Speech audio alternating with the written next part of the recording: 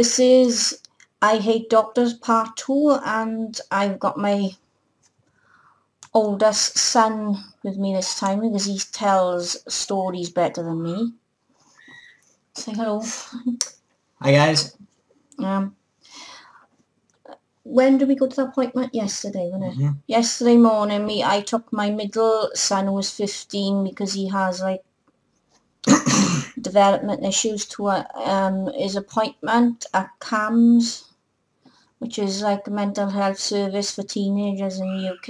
If you live in America and you don't know what that is. Anyway, I'll hand you over to Justin now because he'll explain it better. Alright, basically let's start with the way the gentleman conducted himself. As soon as we sat down, just the way he opened up the, let's call it a conversation, and I was very unprofessional. I mean, we basically sat down and say I'm the guy.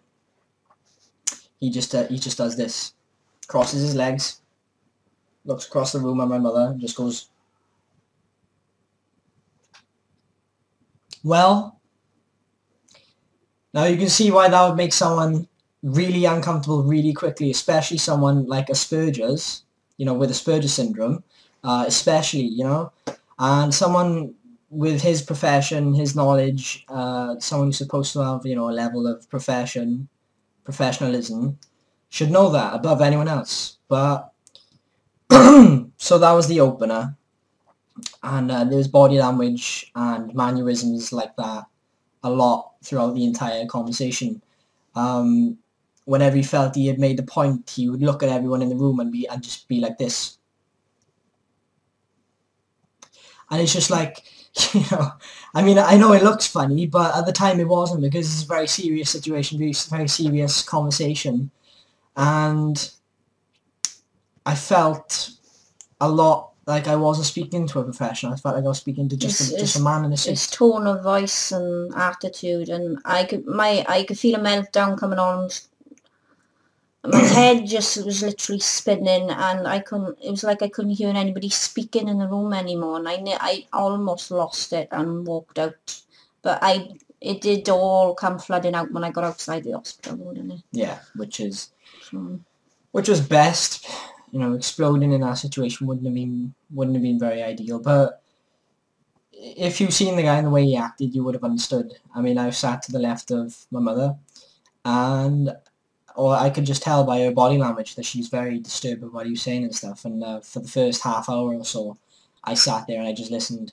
Reason I did this because I needed to get to know the person better. I needed to know what opinions he had, what he's trying to say, how he's saying it, and by doing this, I'm then gauging what kind of reaction he'd have to what I say then. So, you know, that dictates, do I say this or do I say this?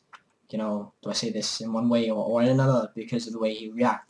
So eventually I find an opening to start talking myself, and I start explaining to him, you know, the problems that we experience with my brother Liam, and he just kept putting it down to, oh, it's normal sibling stuff, it's expected and stuff like that. What I found most disturbing about him was that he kept hiding behind this very basic quote sentence that he used often, and that was, I could be wrong. And he'd do this as well. He would literally do this to everyone in the room. I could be wrong. And then he'd go on to make a very, well, what was to me a controversial statement. You know, just the general way, like, in the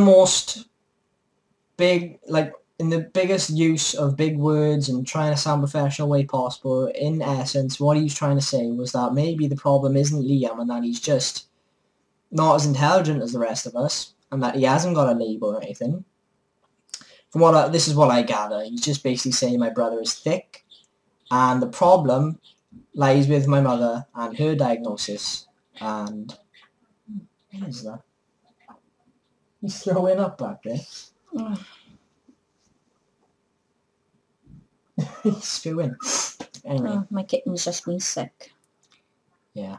Well, yeah, like I said, a lot of the statements that were coming across as offensive, you know, controversial, derogatory, sympathise, you know, what's the word I'm looking for? I can't think of the word, but He wasn't compassionate. No, definitely was not compassionate about his job.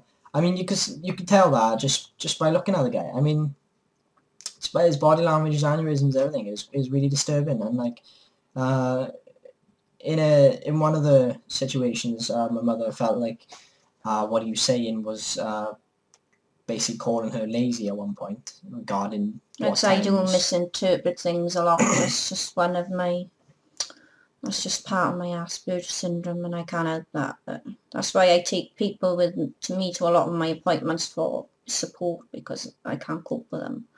Yeah. At this point in the conversation, it was regarding getting my brother up for school in the morning and all the problems we have with that. And I can't really recall word for word everything, but basically, in a sort of act of defence, my mother said, I get up at 7 a.m. every morning, and with no actual relevance at all, he just sort of goes, well, I get up at 6 every morning, and it's just like, I don't care what you do in your spare time. You're supposed to be the professional here, so be professional. Stop playing this sort of point scoring game. Listen to what we're trying to say. Take it on board. Put that through your head. Use your training, your education, whatever, in your profession, and try and help us. Don't turn around and say, you know, don't take a back seat to your profession and go, all right, you know what, I'm gonna be a dick today. I'm just gonna be a bloke with an opinion, and this person in front of me has been wasting all our times. Yeah, he's actually said something along them lines of, I've been wasting his time. He's looking through all Liam's notes. Yeah, and the way he brought it across is, you know, like I said again, body language, aneurysms. It was very, you know, offensive. He's flicking through his notes, and he just sort of goes, Even though Liam scored very low when he had an occupational therapy assessment when he was younger, and he had a speech and language delay, a speech delay when he was 8, and also selective mutism, which is why they moved him into a special school, and that's a waste of time. Come on, like, no way. Exactly. But he wasn't considering these things, see. And what was I gonna say now? Good point. Yeah. I'm lost a second. Okay, I'll just hit pause a minute.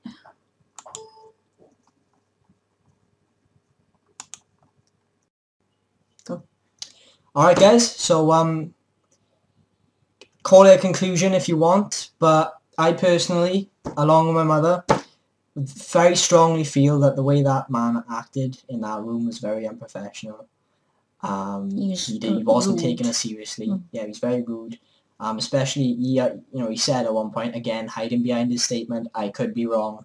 I think all these past years of assessments have been a waste of time. What he's basically saying by that, including his body language, like I said, all this looking at us in the room, what he basically said by that was, you've wasted everyone else's time and you're wasting my time right now. I can't wait for you to get out, basically. I couldn't wait to leave the room, and it took me a few hours afterwards to collect in my head everything that he had said and make a final judgment on it, basically. What I don't get is he did actually admit towards the end that, yeah, Liam may be 16, but he's not in his head. Oh yeah. So he made clear that he understood that, but then he said he hasn't actually, he doesn't have a label, you know. There's nothing he can label him with. So basically he's just saying, yeah, he's a bit thick. So what? Stop wasting our time. And that was that. That was it. Totally unprofessional. Okay. Could be wrong. Okay, when I think of more things or more stories to say, if I ever have another experience, I shall be making part 3. Thanks for watching. Over and out.